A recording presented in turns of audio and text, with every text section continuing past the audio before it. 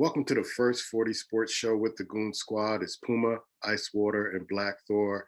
Do me a favor, comment, like, subscribe, and share our episodes. We love bringing sport content to you every week. So check us out, share it with somebody, comment, and like.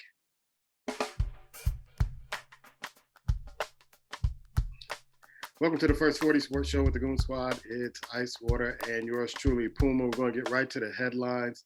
And since last week, a black coach was hired, Lovie Smith, which I kind of thought Houston was going to push up to the head coaching job because when he was hired with the Texans, I'm thinking that he was going to be the next in line because of his experience. And of course, he's a Super Bowl coach. He didn't win, but he took the Bears to the Super Bowl and he coached the Tampa Bay Buccaneers. He also coached the Fighting Illini, the University of Illinois for about 5 years, then making his way back to the Houston Texans. But one of the things that really kind of irked me about this is that it seemed like Brian Flores' attorney was trying to take credit for this particular hire. So what do you think about Lovie Smith getting picked up by the Texans? And then also Brian Flores' attorney saying, hey, if it wasn't for us, we kind of put a bug in the ear. And it seems like the only reason why Brian Flores wasn't hired for this Texan job is because of the lawsuit that he has against the NFL and some teams. Wow, that's a mouthful. A lot to ponder. But no, I think that I don't agree with Brian Flores' lawsuit being the reason why Lovie Smith was hired. I think what Houston said before, after they let the gentleman go, the most recent coach, right? They let him go. They wanted somebody like him.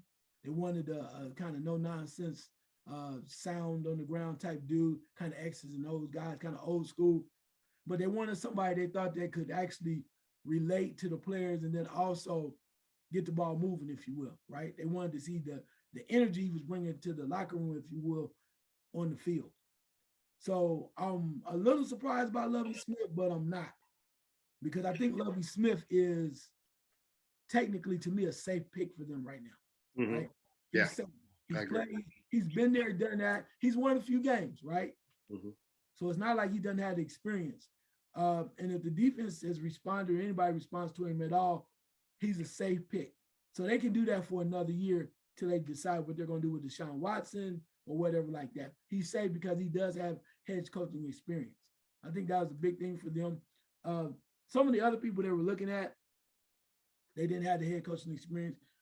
Brian Flores, on the other hand, saying the reason why he didn't get the job because of the lawsuit, that might ring true. Yeah. Even though they may say, no, that's not the case. But who wants to take a bite of that apple after things have been going on? I tell you, my theory was thrown out the window. I had a conspiracy theory that I thought maybe the NFL would talk to Houston and say, why don't you take him on and let him do a bad job, and then we can just get rid of him and all this will go away. I remember you saying that last week, yeah. Yeah, I thought that might be the case, but they went another way with Lovie Smith, which is a very safe pick. The one thing they didn't do, which I'm trying to think, was it Cade McNown they were talking about? Yeah, the quarterback, ex-quarterback. Yeah, to me, that was ridiculous.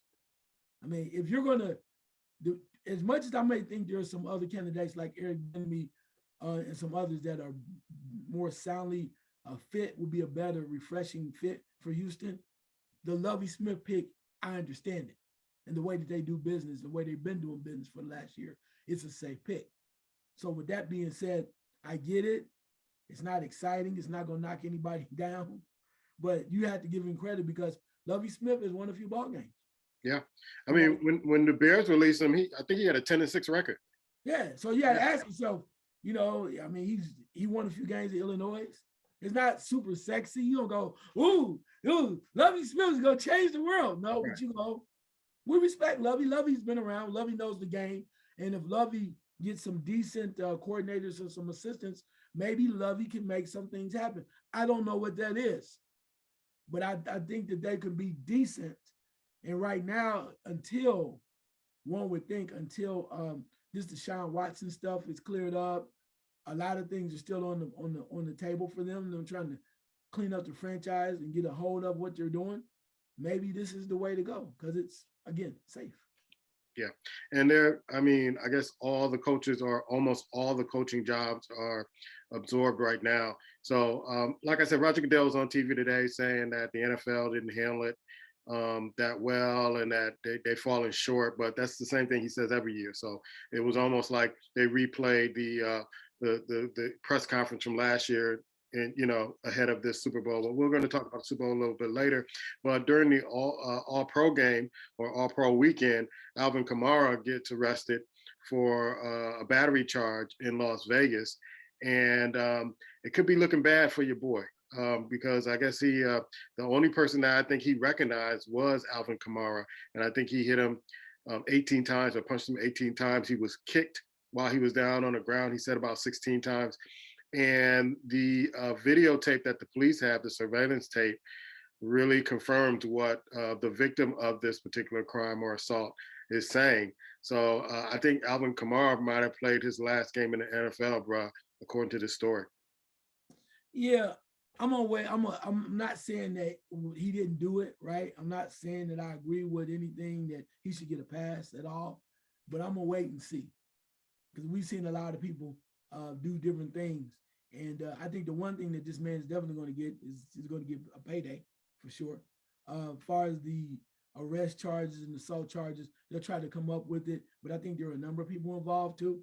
That doesn't give Alvin Kamara a pass at all, but when it comes to athletes, man, when it comes to athletes, we know how things kind of, I wouldn't say get swept on the rug, under the rug, but they're dealt with differently. Mm-hmm. You start throwing cash around, start talking to people about certain things, all of a sudden you're like, well, he's never had a blemish on his record before. We don't have him for doing anything before. You're going to get your money. He's going to have to, I don't say at a certain time, but he's going to have to admit that he was guilty. You go through the regular process, right?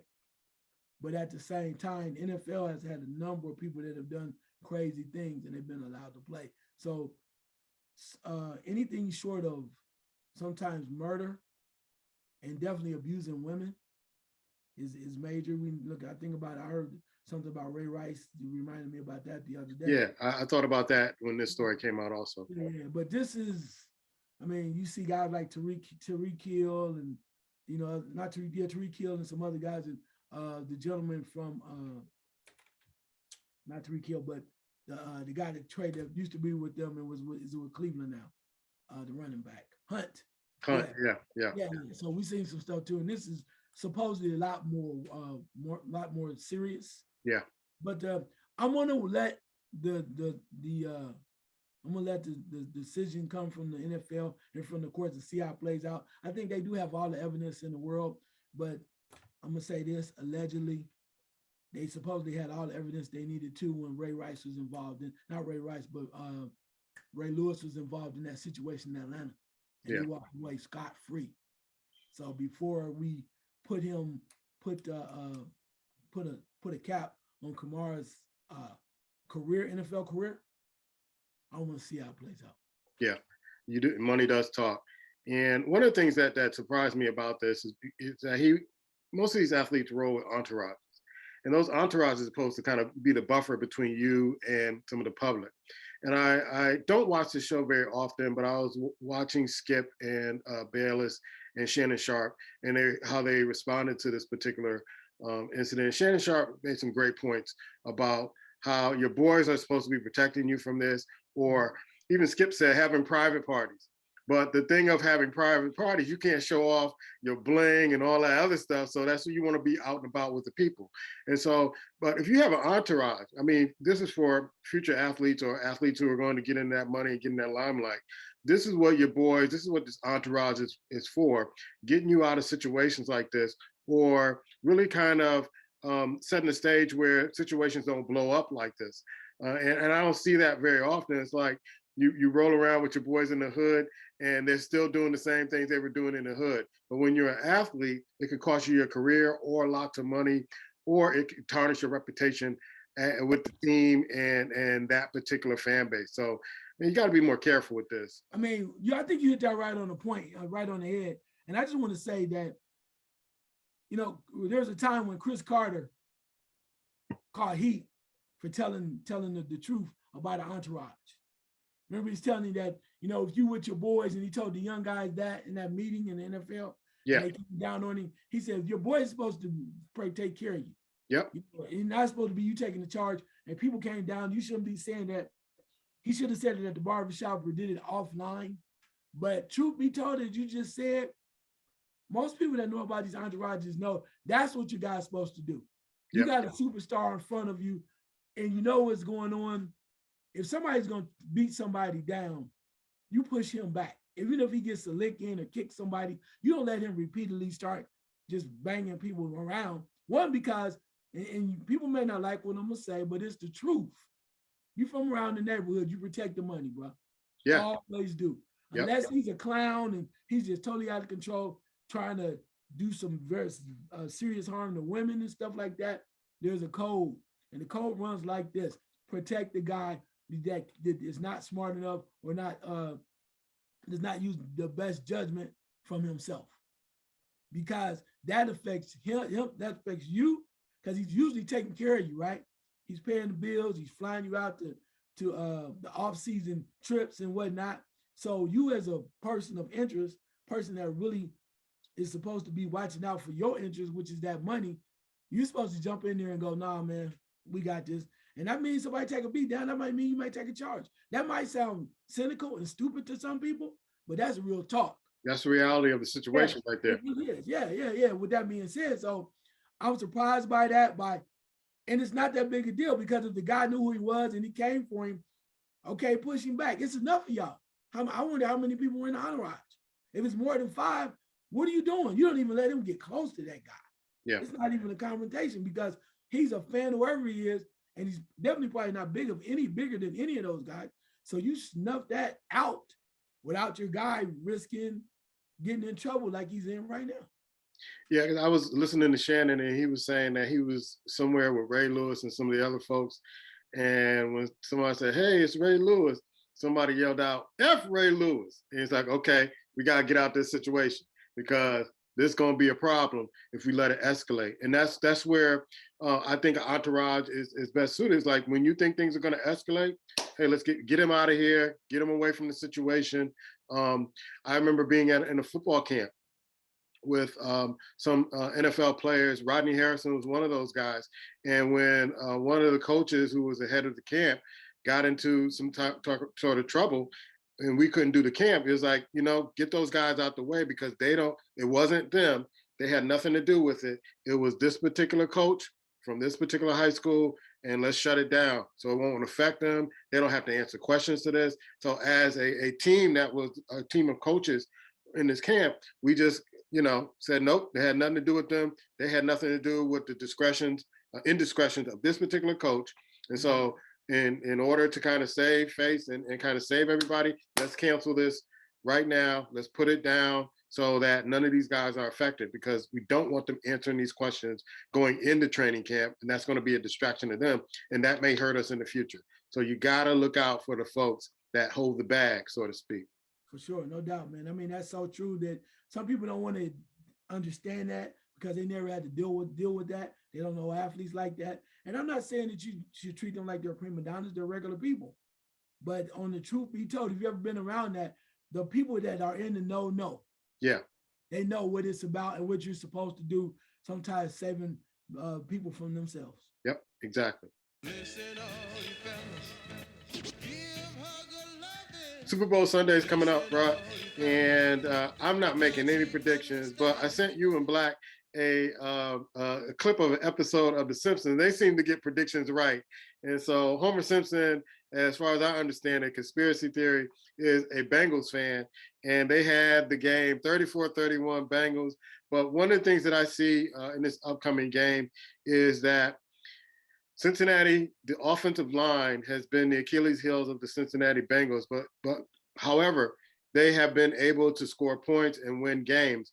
But I'm not sure how they're going to handle this defense with Donald and all the other guys that they put on that defense just to get to this game and win the Super Bowl, and whether or not the wear and tear over the game.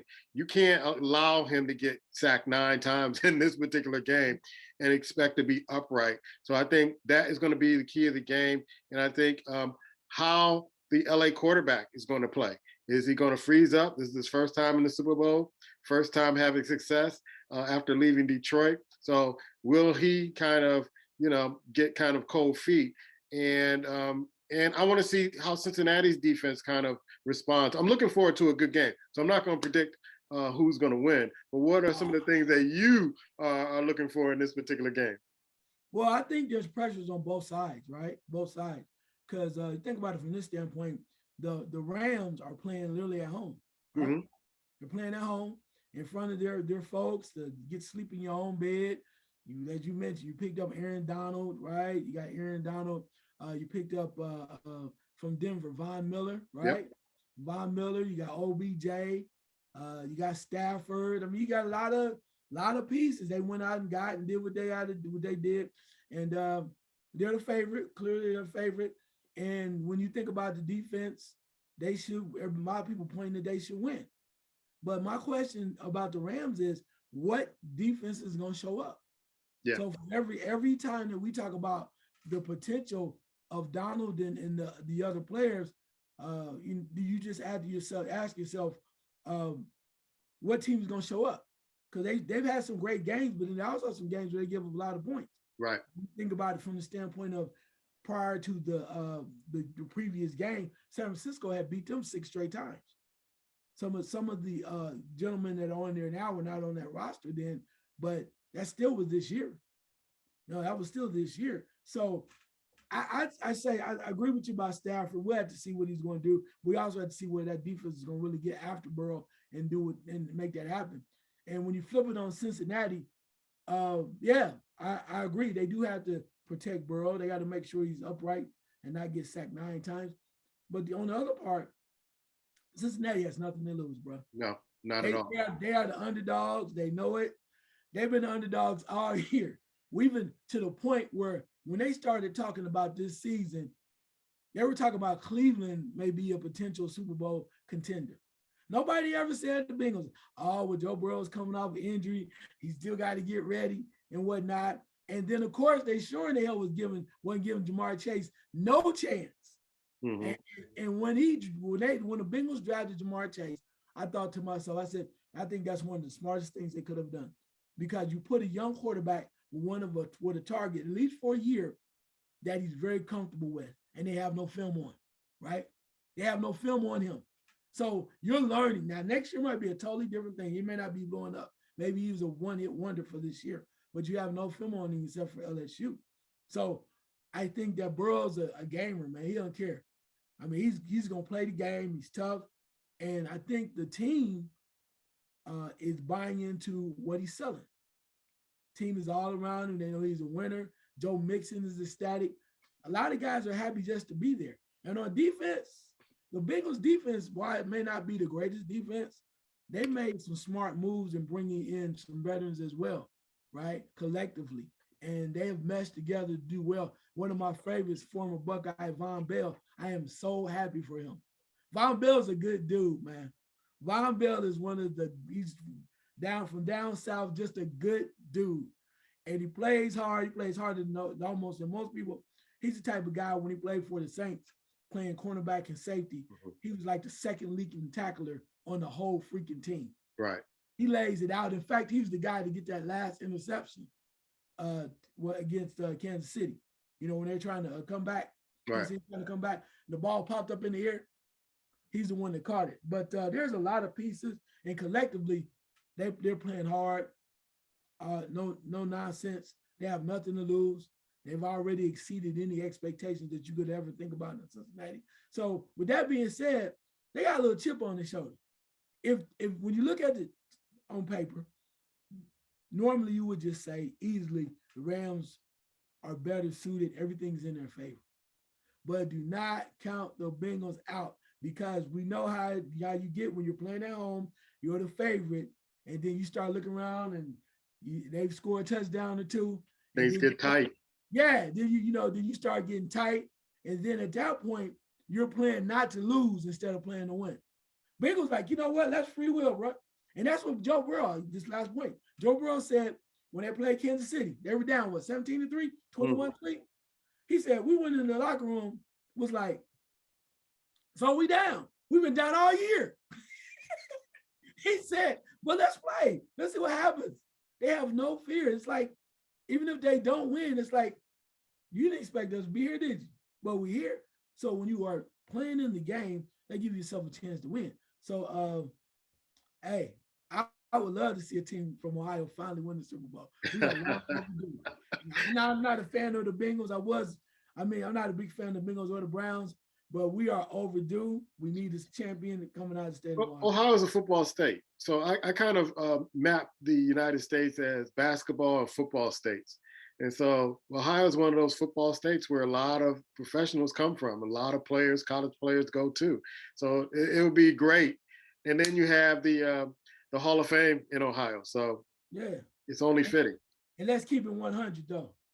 Because if Art Modell had not moved the Baltimore Ravens out and moved the Cleveland Browns to Baltimore, I think they might have, that team would have still been in Cleveland. They might have won the Super Bowl. May have. Asterisk. And I'm not a Browns fan, but I'm an Ohio native. We will never forget that. We will never forget that. The other key matchup I want to watch is Chase and Ramsey. I want to watch that matchup to see if they're going to keep Ramsey on Chase all game, or are they going to mix it up? Are they going to mix up the zones? Is Cincinnati going to rely on the run game to slow down that rush and to beat up that front four or front three, whatever they decide to do, to kind of soften them up a little bit so that the offensive line could get because one of the things I know offensive linemen like to do, they love to run block better than pass block because they get to fire off on some of the defense and take their aggression out. So it's just going to be kind of interesting to see a chess game in the Super Bowl, especially in the first quarter, feeling out period. And then as the game goes on, I'm just going to try to enjoy the game. I'm not going to make any predictions. I'm not going to ask you because I've been wrong all playoff. Well, that's you. Look, I am the champion, right? You are the champion. I'll be doing the people a disservice if I did not give them something to roll with, right? What you going to roll? Who you going to roll with? I mean, what would I be doing? Why am I here? What am I doing? You got at least ask the champion. All right, champion. What are you calling? Who are you calling? So I was thinking about this. Where's my hat at? I don't have my hat. Anyway, the Rams, like I said, on paper look real good, and they look like they're the favorite. But I'm gonna throw caution to the wind, man. I think the Bengals. Yeah, I do. I just think because I think they have no fear, man. And when you don't have any fear, here's my thing. I don't think and this, my reason from picking the Bengals is I don't think there's enough of separation in talent. The Rams have the bigger names, right? OBJ, you mentioned about the cornerback, Ramsey. Yeah, they have the bigger names, that's clear. But you also have a quarterback that has never been there before. Mm-hmm. Stafford's opportunity is there too. They had the bigger names, but I don't think there's that much. And then the coaches too. Coach for the Rams is at times seem to be a little shaky at times in his decision making. So with all that being said, I don't think there's enough difference of a talent difference, a coaching difference, and definitely not a will difference for me just to turn it over to the Rams. Although I think they're the favorite and they have they can easy. If they win, I'm not gonna go, man, well, wow, that surprises me. But I also think that the Rams have been so inconsistent at times. So is Cincinnati during this year. Right. But I agree with you. But nobody expected Cincinnati to be there. Right. When you go as the Rams, you go out, you make all these things. You bring in a new quarterback. We said Stafford, OBJ right at the last minute. You get Von Miller. Previously before that, you got Ramsey. They are stacking the deck. It's almost like watching the LA Lakers being put together back in the day. So you're right. They've been inconsistent. Bengals have been inconsistent, but nobody, I promise you, nobody expected the Bengals to be in the AFC Championship, let alone the Super Bowl. Right. So they have nothing to lose. And when you have nothing to lose, if they win it, I would not be surprised because it's like, so what? Okay, what if we win? They look nervous. They look scared. You can't tell me if they get down and it's in the second half, the Rams don't start clock watching, trying to figure out what the hell can we do. Yeah. Tom Brady says it all the time. And I'm never going to put Tom Brady, compare him to Joe Burrow at all. But Tom Brady has that Super Bowl rule where your team goes up, your opponent goes up, and then they start feeling real good in the first half. and they get comfortable. And then all of a sudden, in the second half, they start making mistakes. And then they start just giving the ball over to the opposing team, and the opposition starts coming back. And like Tom Brady said it best, you the better team on paper, you faster than us, you got more talented people on defense, and you should win the game. But if you don't want it, we'll take it. Well, I came in last in the NFL pick, so I'm gonna go with the Homer Simpson pick. Oh no, Bengals 34 to 31. No, you look, you like jinx, don't jinx the Bengals. No, I thought you weren't gonna pick. No, I'm rolling with Homer.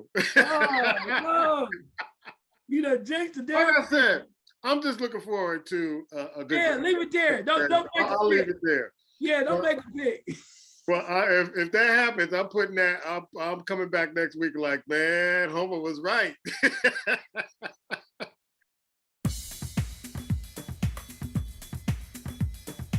Let's go to college basketball. And like every week, we've been talking about college basketball. If you're not watching college basketball, shame on you, because these guys are balling. The team I've been following the most throughout the weekend and the last couple of weeks is Houston.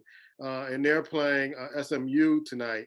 And I just love teams that go back to the old school and they just start pressing you to death and making you make mistakes and making you play faster than you want to. They are currently ranked number 6. We'll go through all the rankings. But one of the things that I noticed that Auburn lost to Arkansas last night. Their next game is on Saturday, Texas A&M. The SEC is a very powerful division in basketball, just not football. And Arkansas played their heart out. They deserved that win. They got the win. But Auburn's still number 1, followed by Gonzaga. Haven't heard much about Gonzaga, but they stay at number 2. Purdue smacked Illinois after playing them to, I think, a double overtime in the first game. They smacked Illinois last night, saying, okay, we're going to really show you what standard of basketball we're playing, what kind of level we're playing. And you got to play at this level. You got to be this high to ride on this rock. So they really smacked Illinois last night, and Illinois has some work to do if they want to get back into tournament form. Purdue's number 3, followed by Arizona, number 4. Kentucky is inching up the top 25 at number 5. Houston's number 6. Duke blew out North Carolina.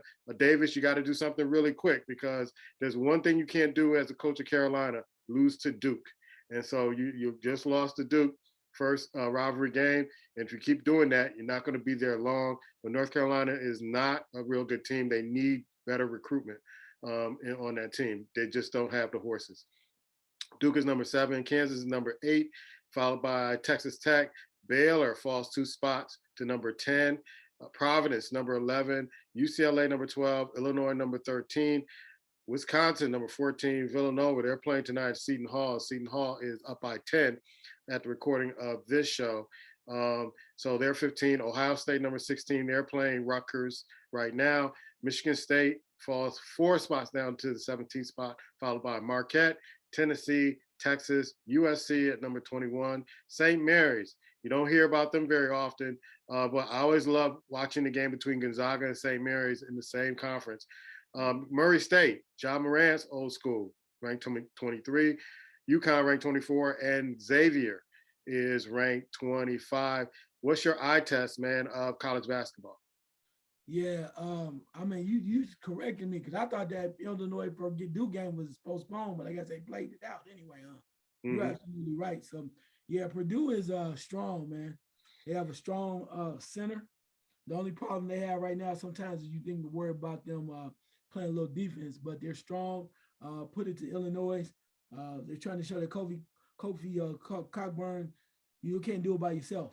You got to have some other pieces, and Purdue is very talented when it comes to the bench. They have outside shooters. They can do it all. The only question is, what will they do later in the tournament when it comes down to playing defense? You mentioned Arkansas over Auburn. They played their hearts out. Just goes to show you that there's still more parity. Auburn's been kicking butt pretty much all season long, and Arkansas took them down to the wire, particularly due to their guard play. So it's going to be interesting as we move forward. Kudos. You got to watch out for Arizona. Arizona, in their last 4 games, has been on fire. They beat Arizona State twice. They also beat UCLA, beat USC. So Arizona's like, don't get too comfortable. Don't get too comfortable. And that's a very impressive resume for the last 4 games. Kentucky, after destroying Kansas, kept it moving, beating Vandy, Alabama, and also South Carolina. So they might be making the move. Coach Cal is like really just being quiet, not saying much, just kind of shaking his head going, so you thought we was dead, huh? Watch this. And that's what he loves, because I guarantee you he's telling them how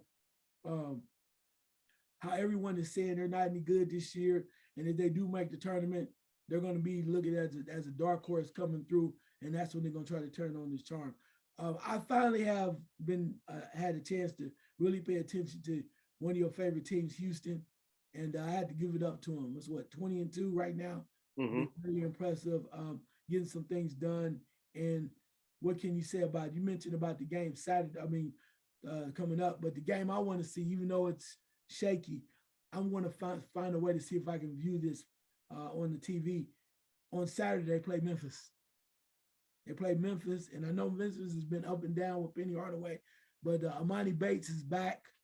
I don't know what was going on with him and his situation with the team, but with the horses, with the talent that Houston has, along with Memphis, I just want to sit down and watch the game and see what shakes out.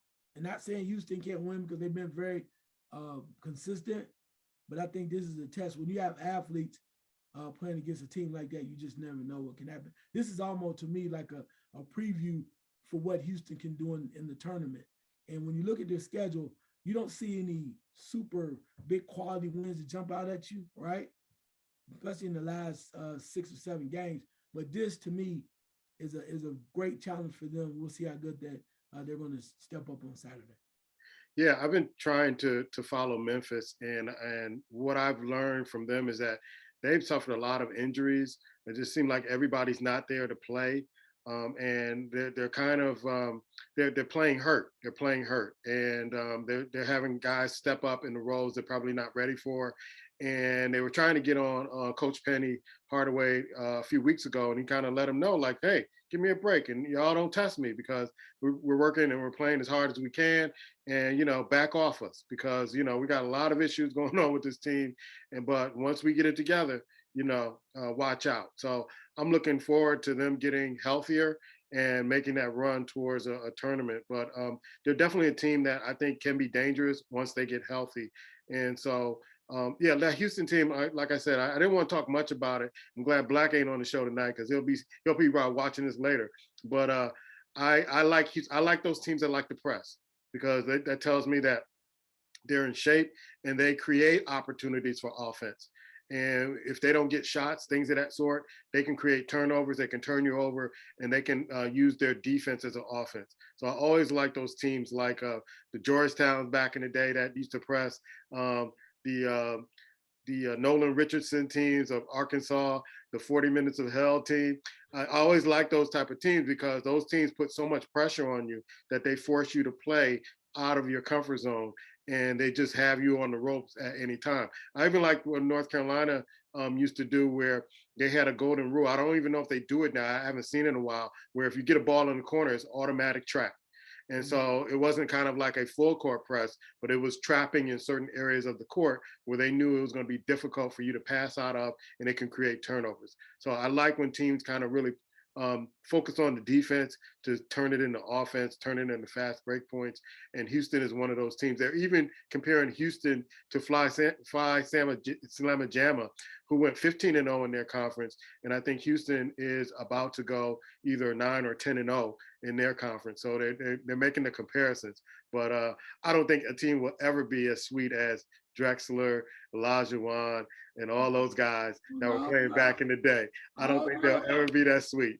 No offense, I don't think they'll ever be. Is that your favorite college football basketball team of all time? It's not my favorite, but they were so dominant that, the North Carolina State championship that they won really surprised me. North Carolina State, they played their hearts out and they upset them. But you couldn't tell me folks weren't thinking that Houston was going to win that national championship, seeing them blow through the tournament like they did with that particular team.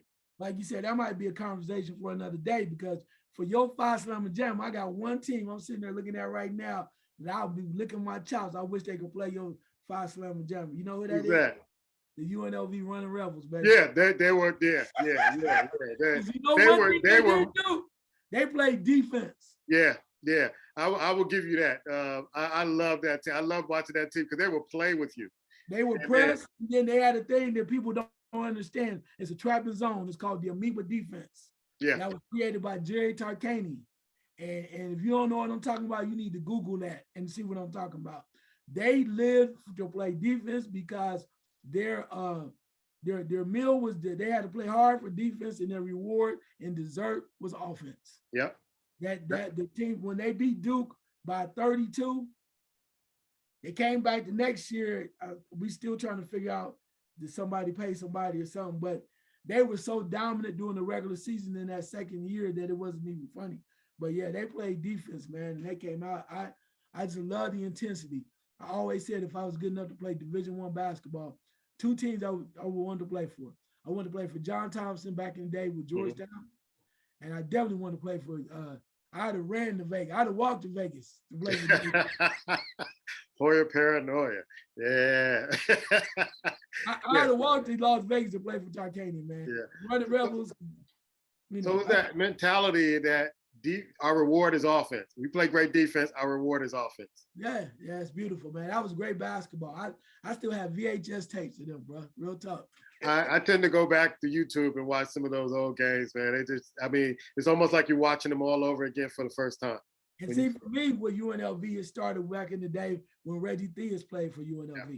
Jerry Tarkanian was there, and they had these two guys. I don't think they're related, but they called them the Smith twins, where Robert and Tony Smith, the little guards with big froze. Yeah. And then you got Reggie Theus, who was their callus, but that was back in the day of even going around with Arkansas and the triplets.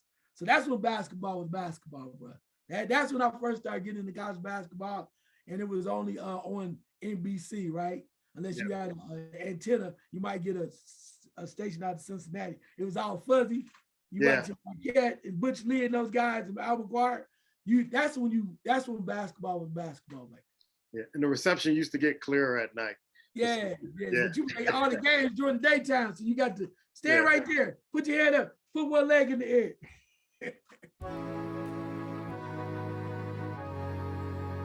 The trading deadline, I think, is getting close to the trading deadline, and there's some trades that have happened. There's been a lot of talk with Simmons and Harden. Don't know if that's going to happen, but Portland Trail Blazers finally did what you wanted them to do for a long time, get rid of McCullough, and they finally did it. It hurt my heart because I just love to see Dame Dillard and McCollum.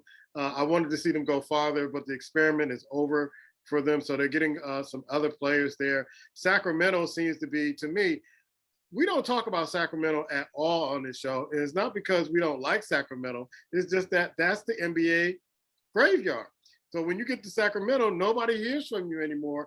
And so some players are going to Sacramento from the Indianapolis Pacers, Sabonis, which I thought Indiana would never part with, because I thought he was just one of the most underrated NBA players there. They get rid of him. What have been some of the surprising things with the NBA and the trade so far? Well, first of all, I have to say the Sacramento, the Indiana move, because you gave up, what you gave up to go out there, you gave up Sabonis, Jeremy Lamb, and Justin Holiday, and you get back, I was surprised that Sacramento gave up Tyrese Halliburton. Halliburton is going to be a star. Yeah. He's going to be a star. I was surprised they parted with him.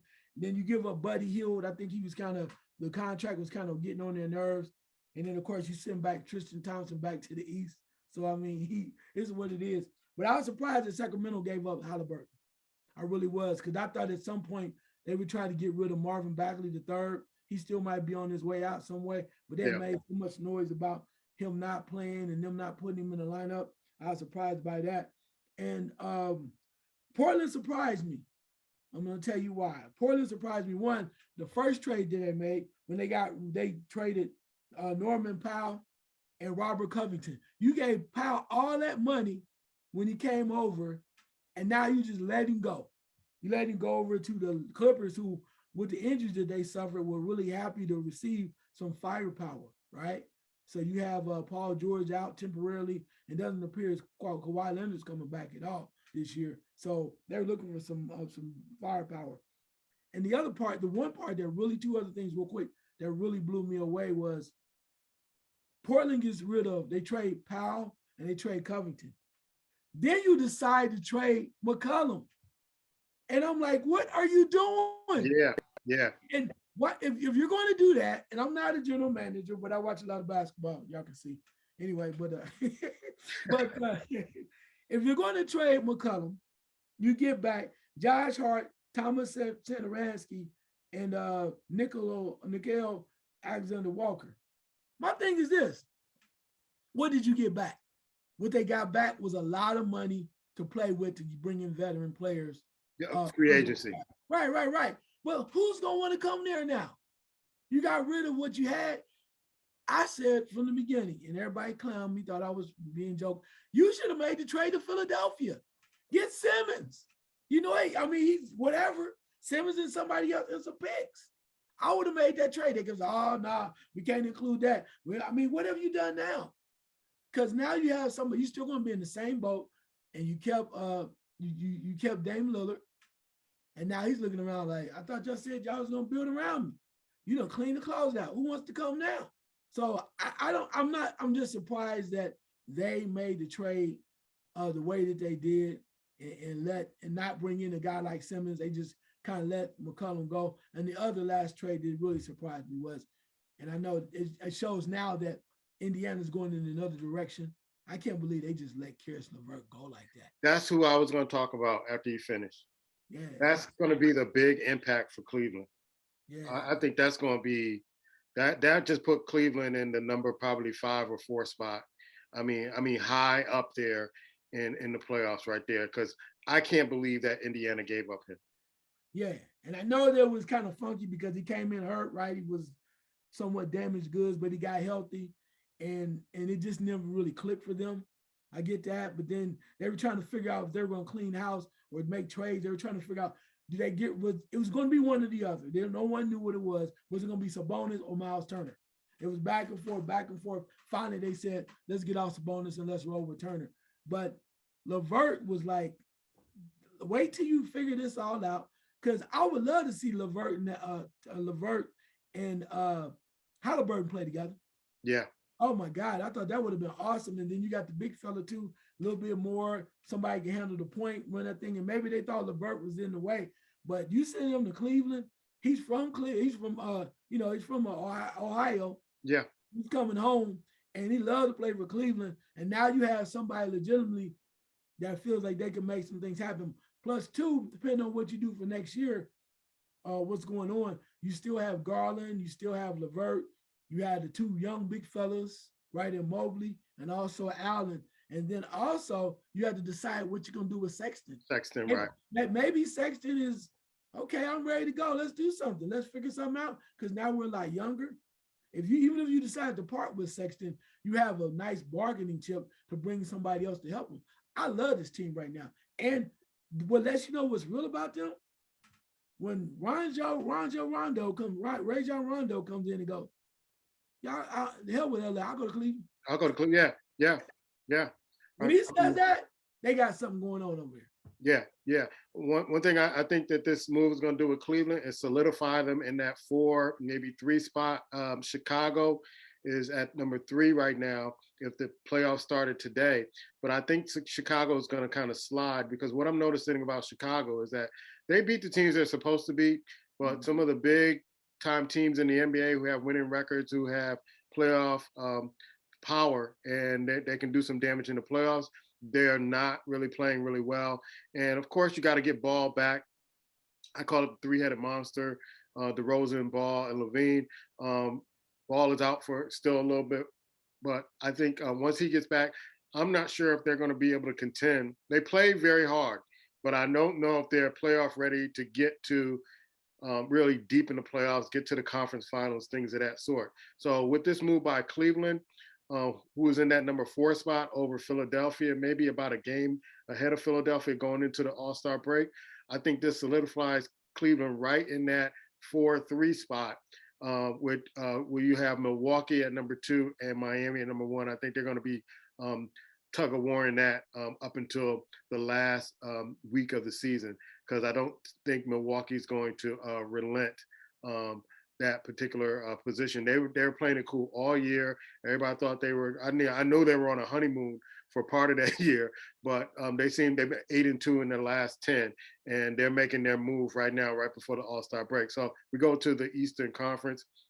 Have Miami number 1, followed by Milwaukee, Chicago, Cleveland, Philly, Toronto number 6, Boston trying to make a move, but they need to make some moves. They've been 8-10 in their last 10, but I think they're going to be making some moves. Hopefully they'll make some moves, if not by the trading deadline, somewhere down the road in the offseason. You got Brooklyn at number 8. It seems to be imploding in Brooklyn. They don't know what to do. I think they've lost 7 in a row. They're not looking really good. I think they're 1-9 in their last 10. So the Kyrie Irving kind of experiment of playing in away games only, and with KD out and Harden really not at his best, is not working out. In the Western Conference, you have Phoenix, who seems to be cruising along and not even blinking in the West, followed by Golden State, Memphis at that number 3 spot, Utah number 4, Dallas, Denver, Minnesota at number 7. Then you have the Clippers at number 8, the Lakers at number 9. They are 4-6 in the last 10, followed by New Orleans, who get some of the players from Portland, and maybe trying to, in a way, keep Zion there in New Orleans, because there's talk. I mean, we talked about a few weeks ago that he's not happy there in New Orleans. Portland number 11, and I'm not even going to go to teams past the 11th spot because they're not going to matter when the season kind of ends. But what's your eye test of the NBA? You mentioned something very interesting when you talk about the East. You mentioned about Chicago being in the 3rd slot, Cleveland number 4, and Philadelphia 5. That's very interesting to me, because here's the thing. I think Philadelphia's in trouble. And I'll tell you why. Embiid is having the season supposedly of his life, whatever. But if they do not get to number 3, that means they're in the 4th or 5th slot, right? So whatever happens, if Cleveland rises up to 3, great. If they're in 4, I think they could give Philadelphia all they want with this new lineup. And then if Chicago drops down to 4 plays 5, they can give Philadelphia all they want. And I'm going to go even further, which is a little different. If Philadelphia was to able to string some games along and win and rise to the 3rd slot, if Toronto's in the 6th slot, you got a problem. Yeah. Because you got Siakam, you got Scotty Barnes. Man, these are all teams that the first round for Philadelphia could be hell on wheels. So Doc Rivers is going to have to coach or do something, because all 3 of them teams are hungry. They have nothing to lose.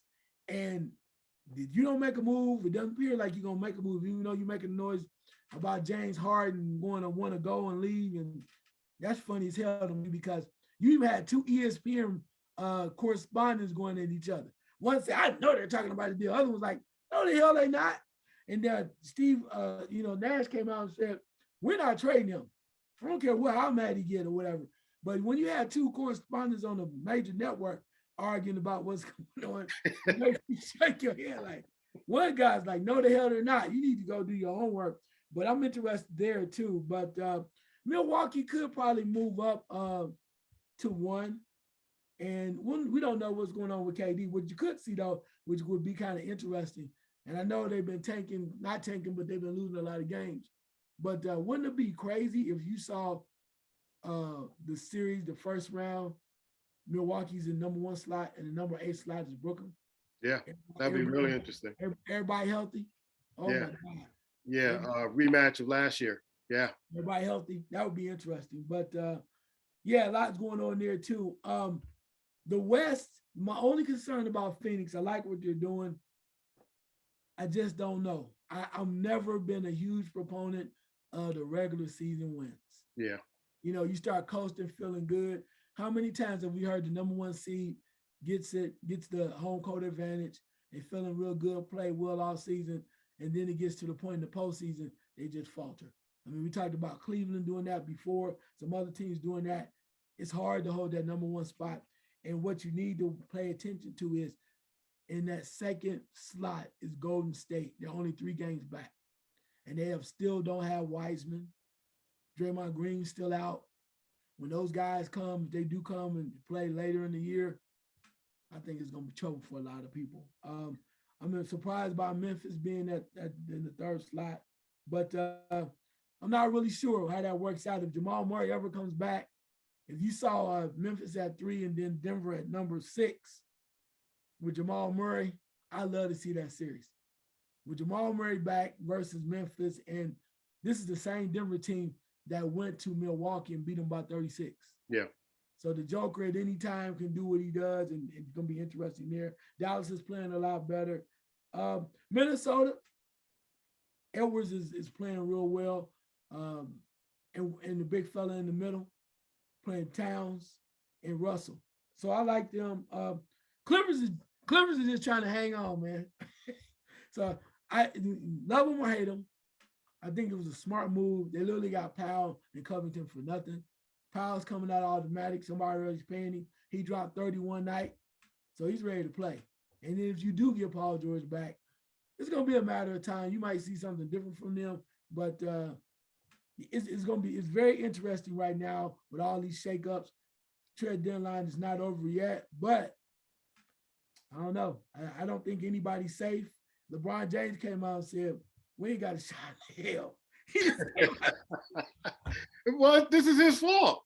It's his fault. It is, but it is what it is. But I said before, I said this, everybody's like, we're pointing at LeBron. I told you, he won the championship with the Lakers. What else is there for him to do? Seriously, nobody's hungry. Anthony Davis was hungry. What else is there to do? You're always going to point to them because you expect LeBron to be so good and the Lakers to be so good. And I'm not giving them any excuses.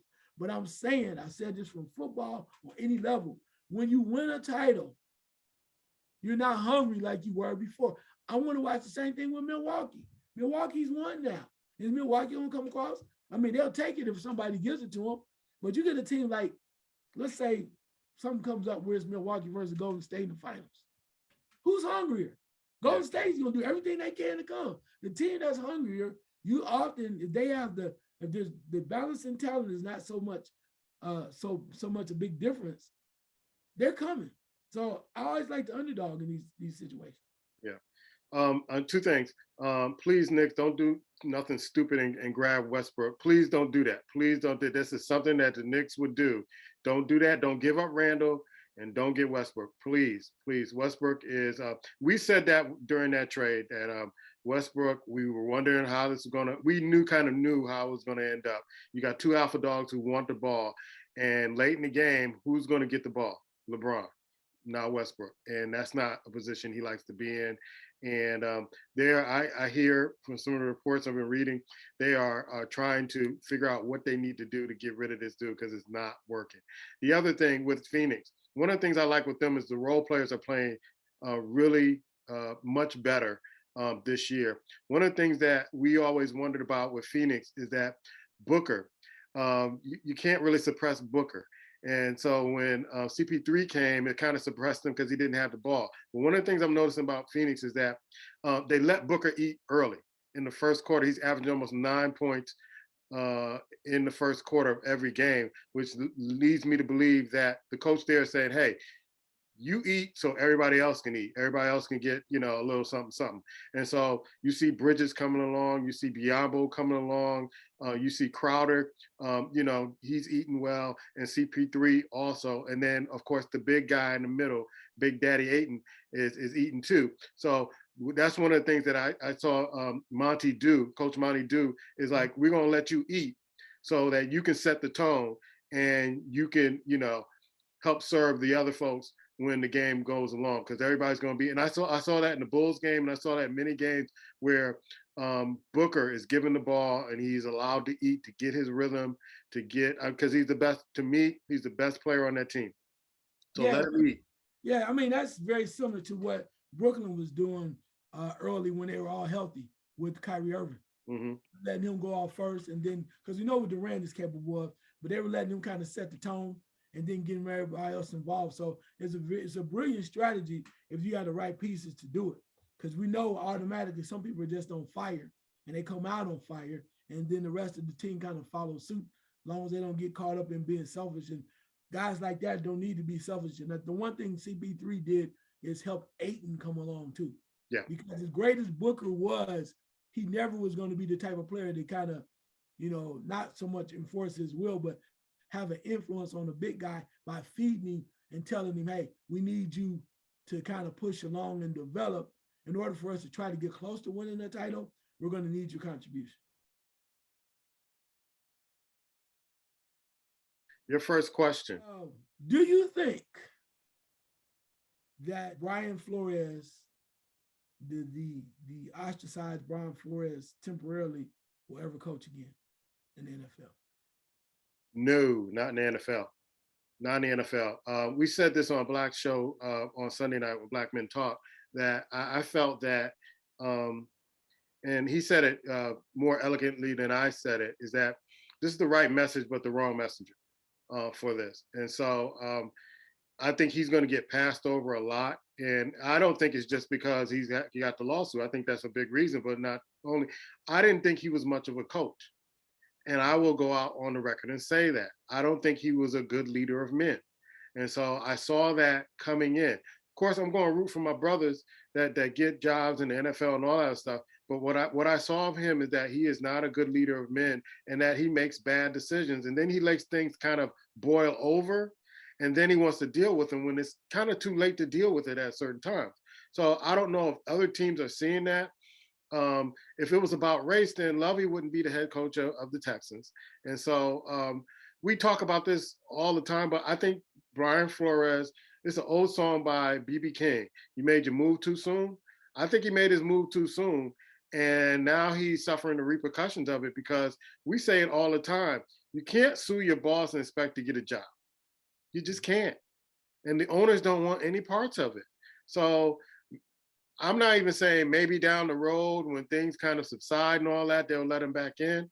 I think he's using this to get another coaching job. And from my eye test and my observation, he's not that good of a head coach to me. And maybe I'm in the minority in that, but I've seen his work. I've watched the Miami Dolphins. They tried to win, but he's not that good of a head coach. So this thing that I'm giving $100,000 to lose doesn't jive with me, because I've seen you make bonehead decisions and your offensive coordinators make bonehead decisions. That would mean that if he was in on that, then all the other coaches was in on it too, to accept this money and do that. And I truly don't believe that. Your thoughts? Yeah, well, I'm not sure if he's going to get another job. I think part of it too is the lawsuit just allows the NFL to kind of ostracize him now, kind of like they did before with Kaepernick, because he brought up the lawsuit. He's doing more damage to the shield. But the other part of it too is that little stretch run that he had where they won 7 games in a row down in Miami. That's something he probably is going to hang his hat on. But the other part of it too that I think is really going to hold him back from getting a job again is the way that he was kind of combative early on with the front office. Mm-hmm. Until you can prove that there was some legitimacy to the $100,000 offer per game, I think that's something that's going to hang over. If it comes back where they say we never found any evidence of that at all, or nobody can back that up, I think that's going to hurt him, because front office is saying, so if we do give you a job and you have a bad day or you don't like what we're saying, then you're going to come up with something else. So I think it just gives some of these general managers a built-in excuse to say, nah, he might have been okay there, but we can't take the risk because we don't know what you're going to do. You're more or less a loose cannon. So, yeah. Yeah, so if you and the owner have some kind of agreement and it doesn't go well, then why would that owner trust you not to kind of flip and say, well, you told me, not to do it. So my thing is that once he got a whiff of this, he should have brought it out. He should have brought it out to protect himself. So I know in the field that I work in social services, there is a old saying. There's an acronym of an old saying. It's CYA, and CYA means cover your ass. So if you're in situations like this, you document, you cover your ass so that when everything falls out, then you have proof to say, hey, this is what happened, and these were the dates and all this other stuff. As far as we know, that never happened. And the other thing in my profession we talk about is if it's not written down, it never happened. It never happened. So he's kind of stuck. And so they were kind of dancing around whether or not his lawsuit was kind of, valid and all that other stuff. And they were dancing away from it because everybody wants, as soon as the Super Bowl happens and the halftime show happens, you have people online now talking about, oh, my children are going to know the real me when the halftime show come on and Dr. Dre and Snoop Dogg. Everybody's going to forget about that on Sunday. And Brian Flores is going to slowly but surely kind of fade into the sunset with this. And there'll be some stories that come up, but until you show proof of all this stuff, man, you're just gonna fade away, and you're gonna be a distant memory until next year when they talk about the disparity in coaching and all this other stuff. So the NFL, to me, and watching the press conference, to me, they were just let's get to Sunday, and let's let everybody enjoy that, eat their wings, drink their beer, and drink all their favorite beverages, watch the funny commercials, so we can get out of this season and we can pick it up back in the preseason next year.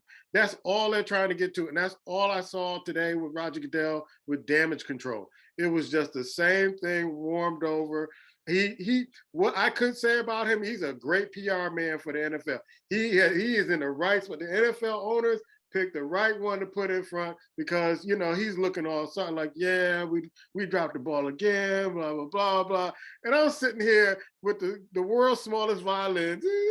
It's the same thing as last year. It's almost like they're like, okay, what did I say last year? Oh, like, okay, give me the script and put it on the teleprompter, and I'll say the same thing this year, and we'll get to the Super Bowl, and all will be forgotten. Yeah.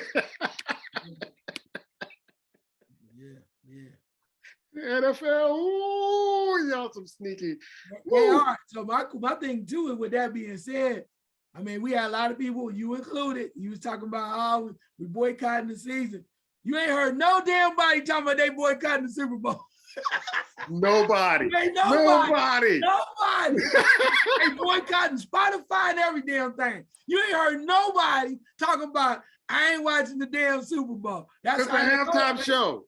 Everybody talking about the halftime show. They know. You gonna say, well, that means you boycott the game. You can't watch the show, right? A free concert, West Coast. Y'all ain't got no love with Death Row. You know what I'm saying? Y'all ain't got no love with Death Row.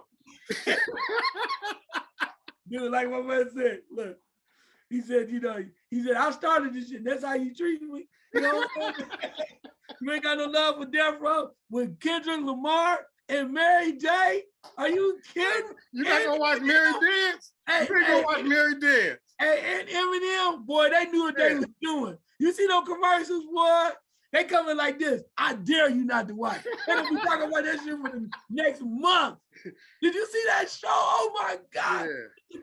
Y'all ain't gonna watch Mary? Go Mary. Go Mary. We've been waiting on Mary. We've been waiting on Mary to come back. You know, Method Man. Everybody might pop up. They might have guest appearance. Ice-T and everybody come out. Colors. You never know what the hell you know. NWA might come. And like, yeah. Straight out of, it killed me. Man, please. You do not want to miss. This is crazy. They knew exactly what they was doing. That's why they put the right person in charge to grab the entertainment, right?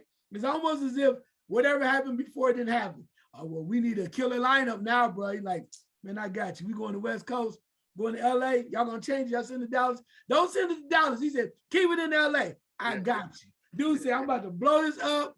I'm about to show y'all. I'm gonna put y'all gonna be talking about this for years. And your boy, JB's going, yeah. He's sitting back laughing his butt off right now, bro. See what I'm saying? They thought they had it. Kanye might perform. Oh, man might float through. Yeah. You know what I'm saying? Yeezy might perform. You never know. Man, please.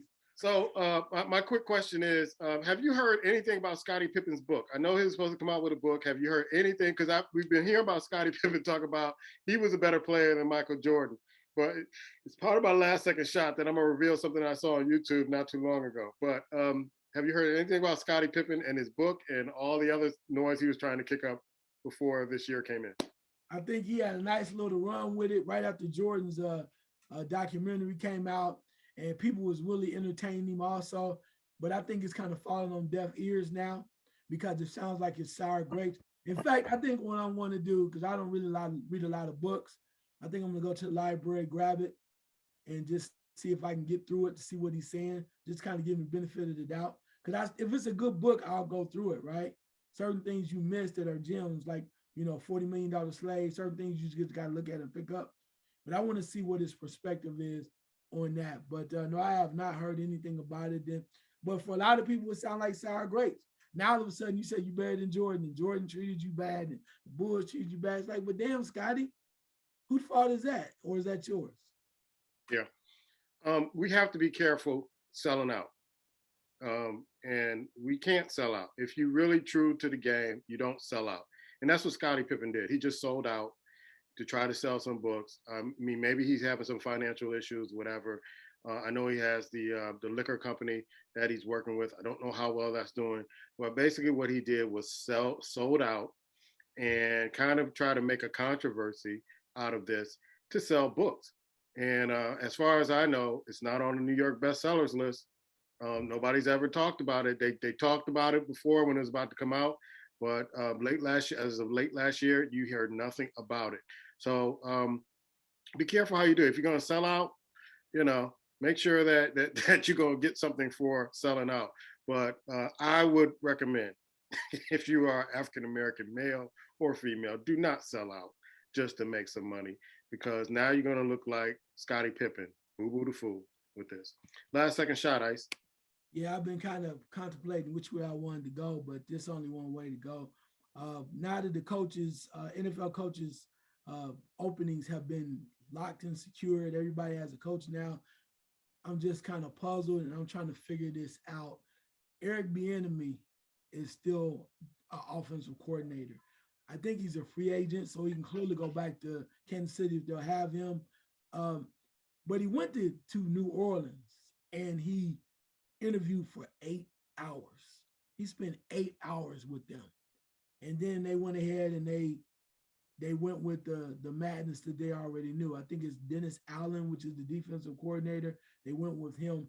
And in fact, they're talking about cleaning house and getting some new coaches in there, like an offensive coordinator. And they even mentioned that if you really want to prove, they open the door for New Orleans, open the door for Eric Bieniemy to show he's really good.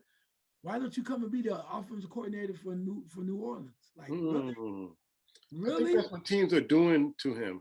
Yeah, but my point of it is, Allen's record is not really showing us anything when he was a temporary head coach, an interim head coach before. I'm just trying to figure it out. And maybe his interviewing skills or something's going wrong. But Eric Bieniemy was in New Orleans for 8 hours. He interviewed for 8 hours, and he came up empty. I'm just wondering, is the defensive coordinator who has limited experience as a head coach worthy over Bieniemy? I would just like to know what the problem is, because you can't tell me in all the positions that were filled that Eric Bieniemy couldn't have taken one, and particularly with the Houston Texans and the Jacksonville Jaguars. But my last second shot is go on YouTube and find a celebrity basketball game that Scottie Pippen put together where he played opposite of Michael Jordan, trying to prove that he was better than Michael Jordan, and Michael Jordan put up 50 on him. Go to YouTube and find that game. So if you ever hear Scottie Pippen say that he was better than Michael Jordan, go to YouTube, get that celebrity game that Scottie Pippen put on and invited all these celebrities and all these basketball players there, and purposely played against Michael Jordan and got schooled. So that's the proof in the pudding if you want to see if Scottie Pippen was better than Michael Jordan.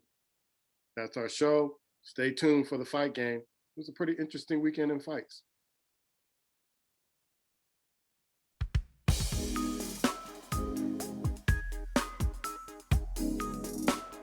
Welcome to the fight game with Icewater and Puma. And we have to go to recap the fight with Burroughs and One Time. And I have to say, I have to admit, One Time looked sharp.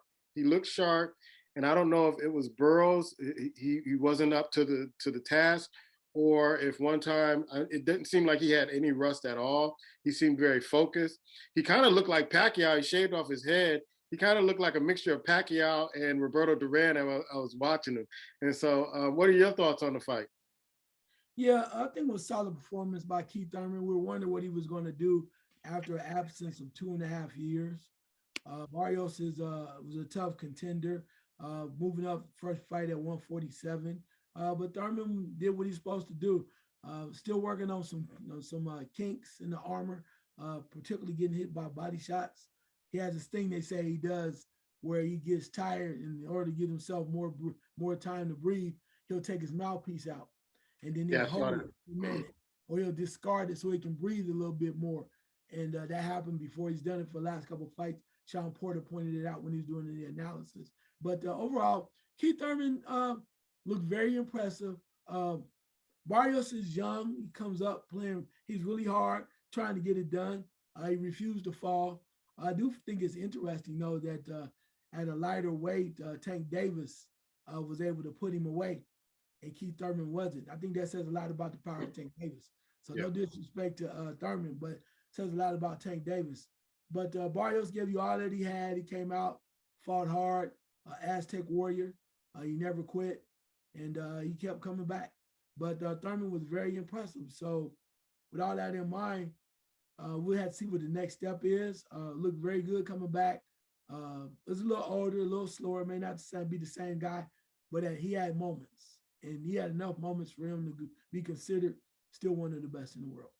So one of the things that you kind of went in the direction I wanted to go in, you mentioned Gervonta Davis. I know that people were mentioning him and fighting Thurman at one particular point. They mentioned Terrence Crawford fighting him. I know Earl Spence is going to be fighting Ugas later on this year. But what makes sense for Thurman? What direction does he go in now as far as finding a fight? And the other thing that I just read is that Triple G and Canelo are talking about number 3. I don't think I'm going to watch it. I don't want to, I don't want to go into it now, but that's what I've been reading, that they're setting up for the third fight, which I don't know why they're doing that, because Canelo lost the first 2. So is this another rigged fight for Canelo is what the first thing that went in the mind. And this is a fight that everybody wants to see, and he knows he can make money off. You want me to start there, or you want me to just do Thurman? Start anywhere you want to, brother. Okay, well, let's go on to take care of that out, because I'm a little pissed off, because I was ready to see Jamar Charlo versus Canelo, but it does not appear we're going to get that. He's going to fight Victor of the Bellator first, maybe on May 7th, and then he's going to go to Triple G. I said it before, I say it again, get off this point very quickly. The Triple G Gennady Golovkin fight is really just hilarious to me. They literally, in my opinion, waited till the man is old. He's older, he's slower, he's right for the picking, and Canelo's going to wait again now till September to fight him. Of course he'll fight him, because he believes now is a lot faster, he's a lot stronger than he is, and it's not the same fight that it would have been before. Triple G might have some moments, but I think that Canelo feels very comfortable that he can really just take him down, because he's an older fighter. He's not the same guy he was. Doesn't have to worry about him. So I tell you what, say what you want to about Floyd Mayweather picking his opponents. Canelo doing a damn good job disguising his situation. I ain't mad at him, because when you are the guy at the top, you're the main guy, you're the face of boxing, you can do that. But kudos to him for running this game the way he does. That's how you stay on top. You got to understand the game.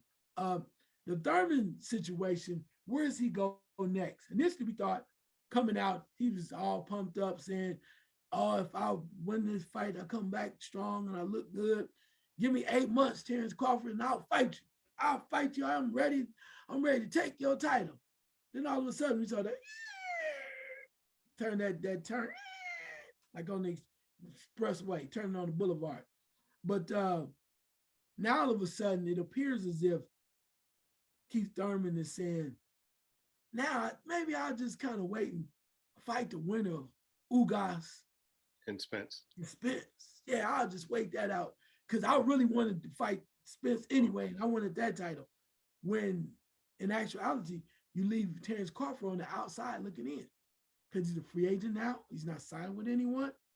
And you even have some of the promoters that are potential one fight signed that were signing for one fight, like the Eddie Hearns of the world said, we don't know what he wants.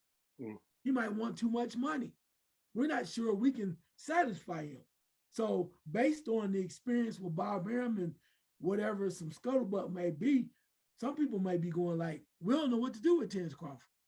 So you say you should be next in line, you're the talent, but the way it's looking out, why is, if he's so talented and all these things, why, and some people consider him the best pound for pound, why is he getting frozen out? Right. This is the second time. You're supposed to have a Pacquiao fight. You got froze out of that, right?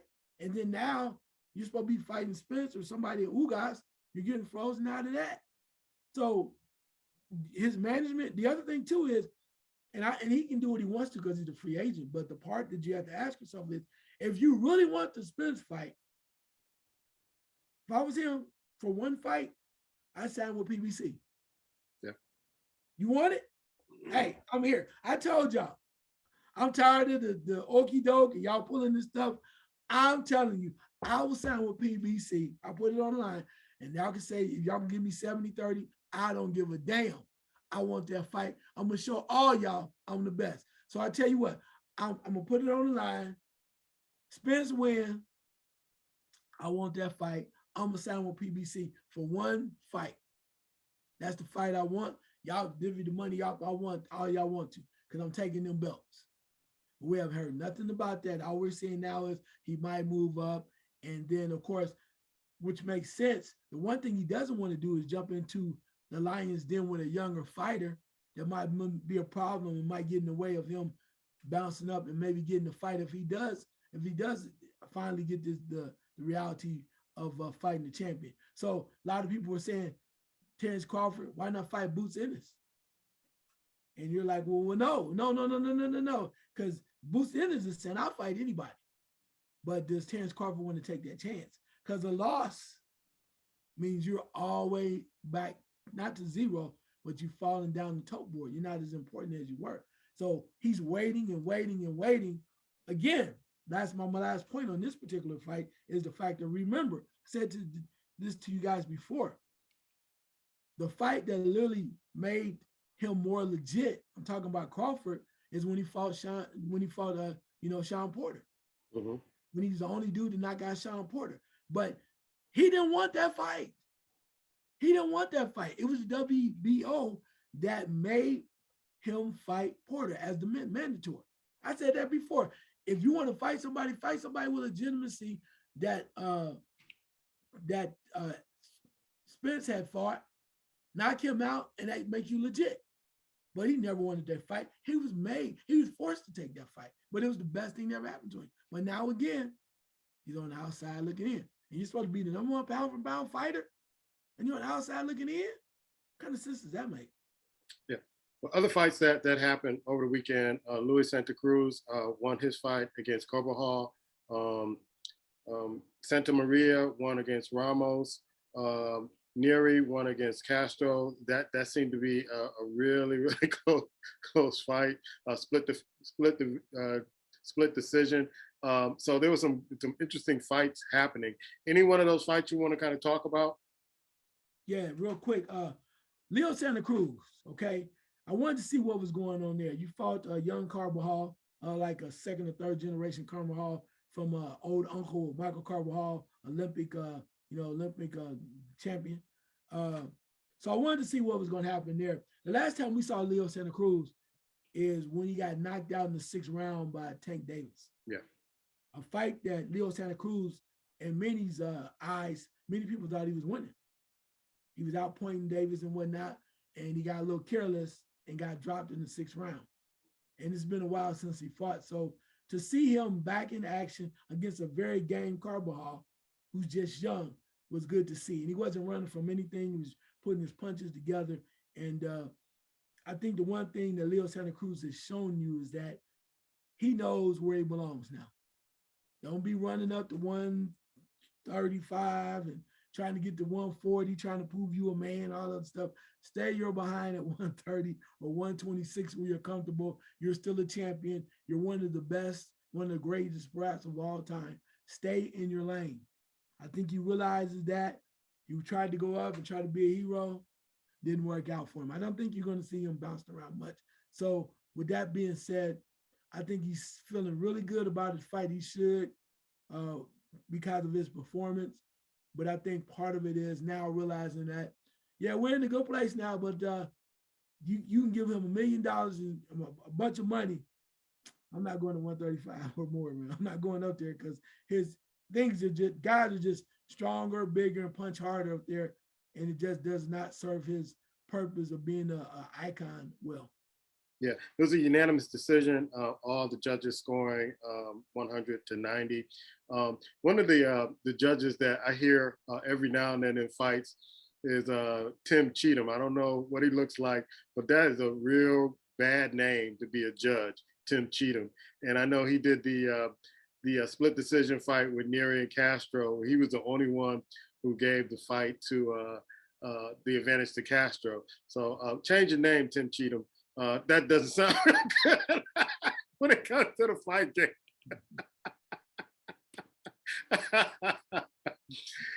That's Icewater. I'm Puma, and this is the fight game. Hey, this is Puma from the squad. Thank you for watching.